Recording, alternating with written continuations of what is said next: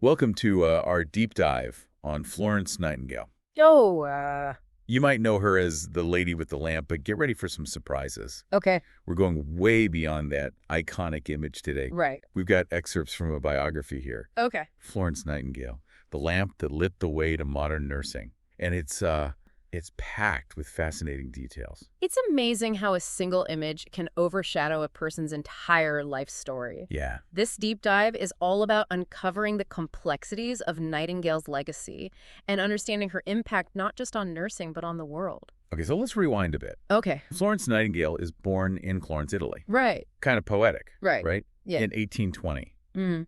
Privileged background, well-educated, not exactly the typical path to becoming a revolutionary figure in nursing, is it? Not at all. In fact, it was quite the opposite of what was expected of a young woman in her social circle. But even at 17, Nightingale felt this undeniable call to care for the sick and suffering. A call from God, the biography said. Yeah.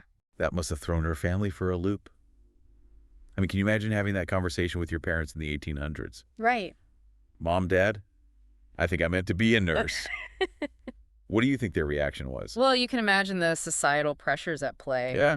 They likely envisioned a life of high society for their daughter, that balls advantageous marriages, the whole 9 yards. Yeah. So Nightingale's insistence on visiting hospitals, even secretly at first, must have been a major point of contention. I bet sneaking up to hospitals, that's some serious dedication, especially considering the era. Yeah.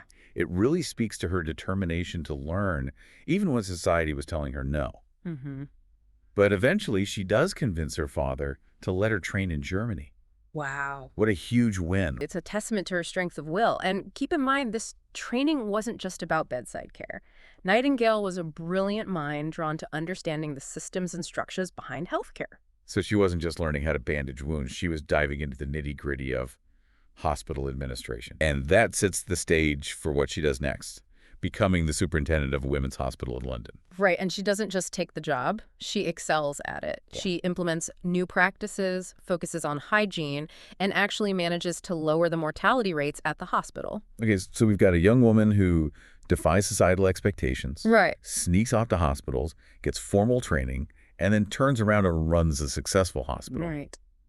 At this point, it feels like she's already had several lifetimes worth of achievements. Yeah. But then, of course, comes the Crimean War, and that's where things really take off. Yes, the Crimean War is the turning point that catapults her into international fame. But I think what's important to understand is that this wasn't just a random act of heroism. It was a culmination of everything she had learned and experienced up to that point. So set the scene for us. What were the conditions like in these war hospitals? I mean, I've heard the stories, but it's hard to grasp the reality. Imagine, if you will, a hospital overflowing with wounded soldiers. But the real enemy isn't the wounds themselves, but the rampant diseases spreading like wildfire: cholera, typhus, dysentery. Oh, wow. The sanitation is appalling. Supplies are scarce. The death rate is astronomical. More soldiers dying from these diseases than from actual battle wounds. It sounds absolutely horrific, and this is where Nightingale steps in. Yeah.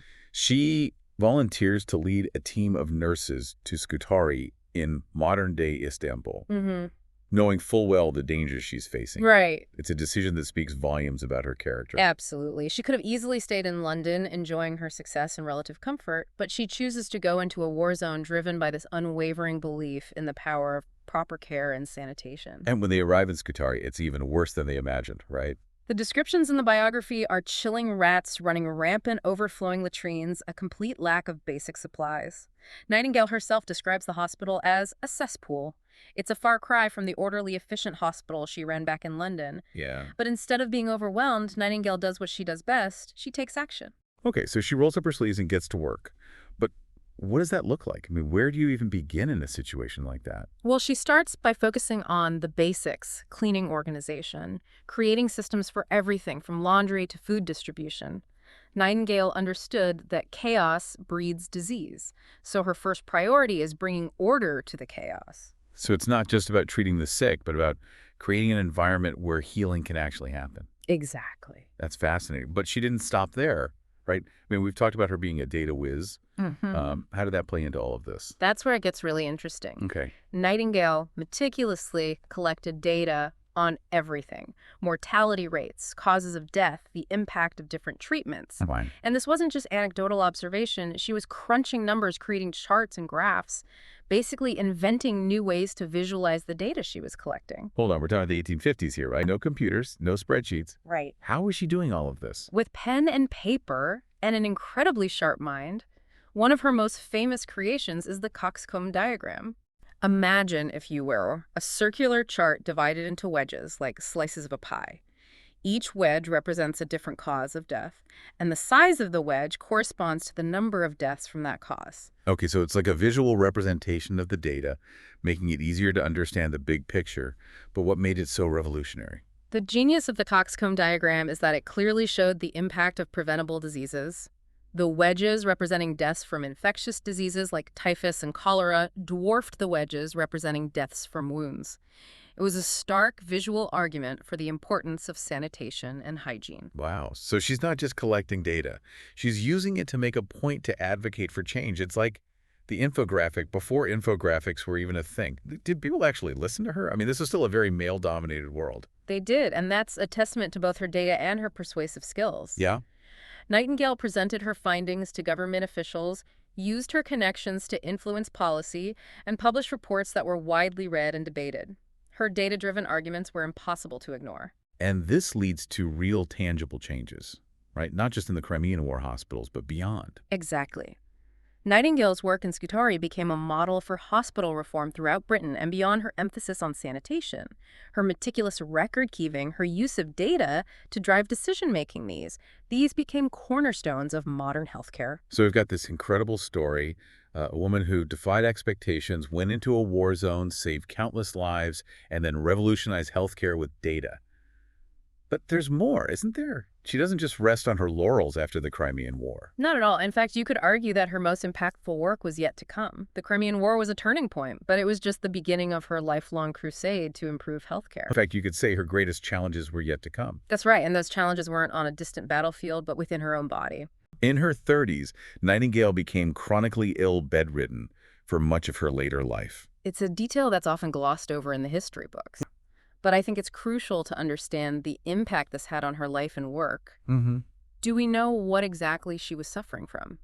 The exact nature of her illness remains a mystery. Theories range from brucellosis, a bacterial infection she might have contracted during the war, to chronic fatigue syndrome, Oh, wow. or even post-traumatic stress disorder brought on by her experiences in Scutari. Wow. Any one of those would be incredibly difficult to cope with. Yeah. It makes you wonder how she managed to continue working to achieve so much while battling such a debilitating illness. And that's the remarkable part. Nightingale refused to let her illness define her hill. Her sickbed became her new headquarters, so to speak. Okay. She wrote thousands of letters, published reports, advised government officials, and even designed hospitals, all from her room. It's almost like her physical confinement amplified her mental energy. Her determination to make a difference. What stands out to you about this period of her life? I think it's her resilience. Imagine the frustration of having this brilliant mind, this burning desire to change the world, and being trapped within a failing body. Yet she never gave up. Yeah. She found ways to adapt, to work around her limitations, to make her voice heard, even when she couldn't physically be present. It's a powerful lesson for all of us, isn't it? Absolutely. That impact isn't limited by physical circumstances, but by the strength of our will, our commitment to a cause. But let's be honest, there must have been dark moments, times when she doubted herself or felt overwhelmed by her illness. Absolutely. She was human, after all. In her letters, you catch glimpses of her frustration, her loneliness, her struggle to reconcile her ambitions with the realities of her health. Right.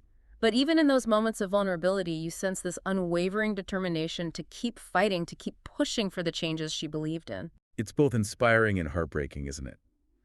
To see this woman who had achieved so much, who had faced down war and disease, grappling with her own mortality, her own limitations, it makes her achievements all the more remarkable. It certainly does. And I think it's important to remember that even heroes have their struggles. Florence Nightingale wasn't just a symbol of selfless service. She was a complex individual navigating the challenges of life just like the rest of us.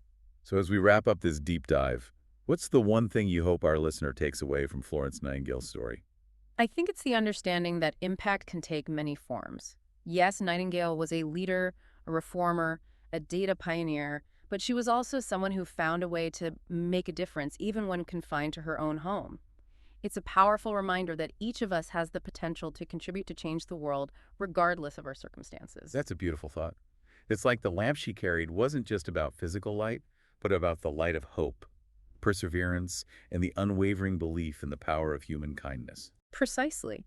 And perhaps that's her most enduring legacy, that the lamp she lit continues to shine, inspiring us to make the world a healthier, more compassionate place.